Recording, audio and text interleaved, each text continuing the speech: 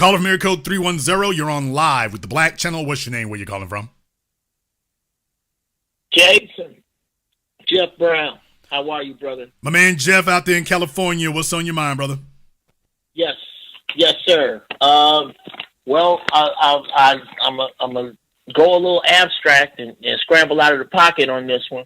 But in my opinion, we only have one card to play, and we're scared to play it. And it is the absolute, and right now, separation and pulling inward from these people. What that would mean is that you would have to stop watching and playing professional sports.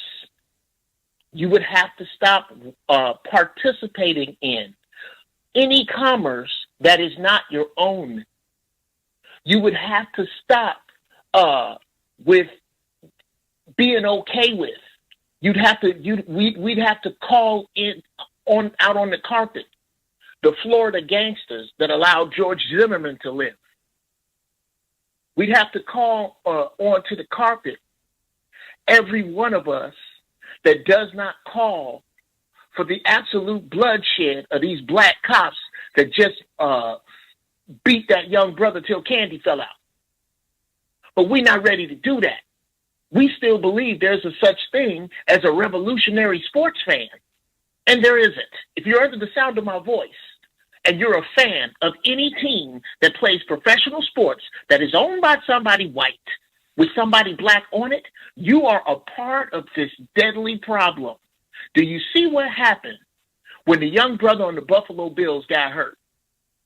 The big problem was, how do we keep this game going, which is what we really want to do, without looking like the barbarians that we are? We can't, so we had to stop it. One brother stopped commerce. Nobody talks about the millions that these people lost when they stopped playing football for that little bit of time. Now imagine if none of us played and none of us watched, and if we took the strength that the Jews have, which is, and this is the true strength of Jews, it's impossible to fuck with one of them. You're fucking with them all. But it's so easy because they know all we're going to do is whine, march, repeat, or burn something up that does not belong to us because we don't have the guts to play financial terrorism, which is our only card left to play. What say you? Let me ask you something here, Jeff, because I'm glad you gave me a call. Now, you're a former U.S. Marine, so you served in the U.S. military. So I want to find out from you, what do you think when you hear somebody like State Senator Nancy Skinner say that, well, they allow non-citizens to join the military? She makes a comparison between the military and the police, basically making them equivalent. As a former member of the military in the Marines, what do you think when you hear politicians compare the work of the military to the work of the police? I tell you exactly what it is, Brother Jason. And I'm going to take you on a little ride. It's going to be worth the trip. Do you remember about 10 years ago when we started asking these questions? Hey, why are all these tanks on trains? Hey, why are all these small towns getting armored vehicles? Hey, what is this about the FBI's report that says that the police department is rife with white supremacists? Hey, what is this about the police that they are immediately, Brother Jason? If I was not an avionics technician in the Marines, I could have immediately got a job with the LAPD, and in 6 months, I would have been up for SWAT because I was a Marine. What she is letting you know is that there is no longer a difference between the U.S. military and your police department. You have the police department of a third world country. When you watch, you remember Bad Boys? Remember Bad Boys 2? When they was after Johnny Tapia and they were going to go to his house? Who did he have as his army? He had the police and the military because they were one and the same. The police and the military become one and the same when you are about to turn on the people. And that is what she is telling you. When you hear these people speak in these words, my grandmama used to tell me, baby, the devil can't lie to you until he tell you the truth. When they tell you these things, they are telling you the truth in your face. The police, why do you think a small town police department needs an armored vehicle or armor-piercing rounds? It is because these people that come across the border, these borders are not just open for Mexicans, Jason.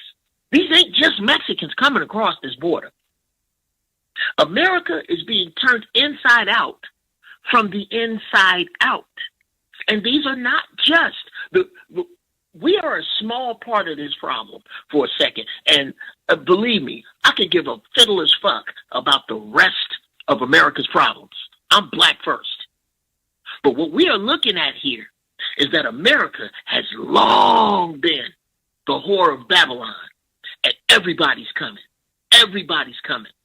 The effeminization of black males, the effeminization of manhood, period, is not going on in North Korea, China, or Russia. It's going on here. They are softening us up and fattening us up for the kill. It's just that is niggas first. That's what I think. Well, let me go ahead and I want to address that question again, though, because, I mean, there's a difference between a military and a police force. A military is sent to kill people and break things. A military has their job is they're given a lot of resources, but their job is actually specific and none of it's constructive. A police department isn't supposed to be a civilian military. That's not what it's supposed to be. A police department is supposed to be keeping the peace. But when you start having people what I'm saying is that when you were in the military, for example, let's just say you ran into a police officer at a grocery store and he told you, I do the same thing you do. What would be your response to a cop who had walked up to you as a Marine and told you that you and him do the same thing? Well, in 1987, when I got out, it would be, that's cute, but no, you don't. I say the same thing to members of black fraternities. Yeah, that's cute, but I belong to a fraternity that can conquer and kill your fraternity today. That would be then. Now, Brother Jason, let's not lose sight of what the police's job has always been: to serve and protect commerce. They have never been here to get cats out of trees. They started in the movie, remember the movie Young Guns? Because I keep bringing up movies because this is where they put all the truth.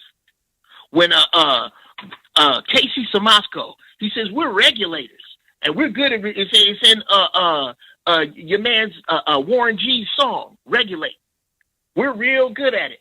You can't be no bum off the street, because the police come directly from the men who were hired after the wars to regulate the master's property and go get his slaves back. And they came directly from that into policing. Policing has never been about what is good for you. It's been about what is good to keep you shopping.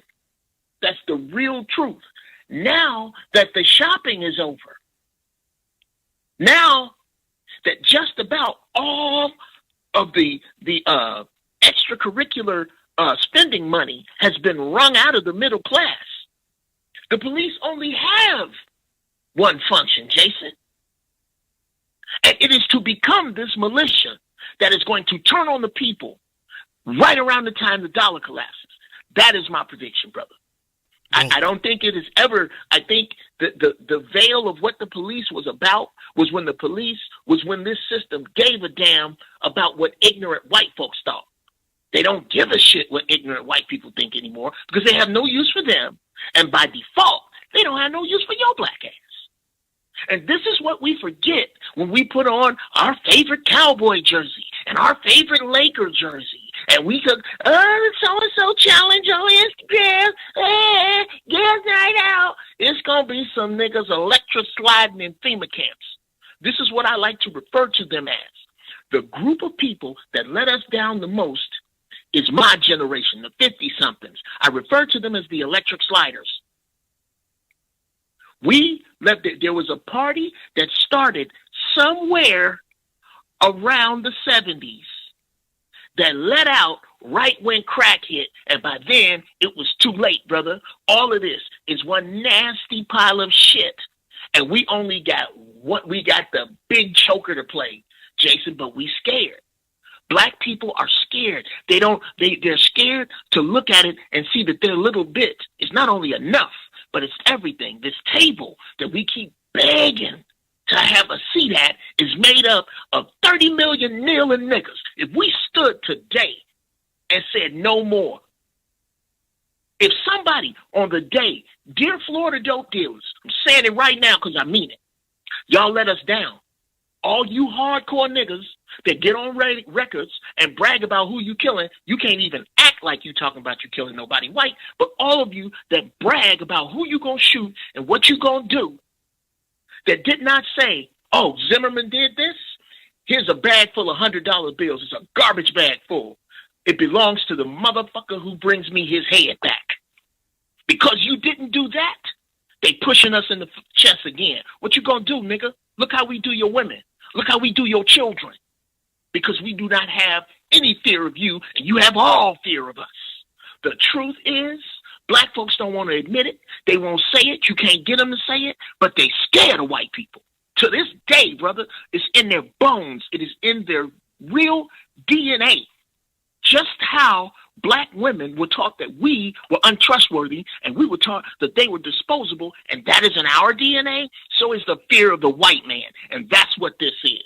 And unless and until the people under the sound of my voice feel the same way. If I get pulled over and you put your hands on my wife, the revolution starts at the fender of your car, bruh. I will not see it, Jason. You couldn't have died in front of me the way that our brother died on the ground.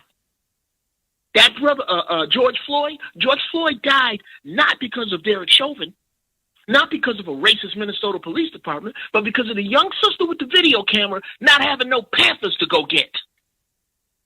Because no brother standing around would run over and dig their knee right in that dude's temple and take what's next. That's why. And our backs are against the wall and we scared to play the cards we got. That's what I believe. Very well said. Thank you very much for giving us a call. Can't add nothing to it, can't take nothing away.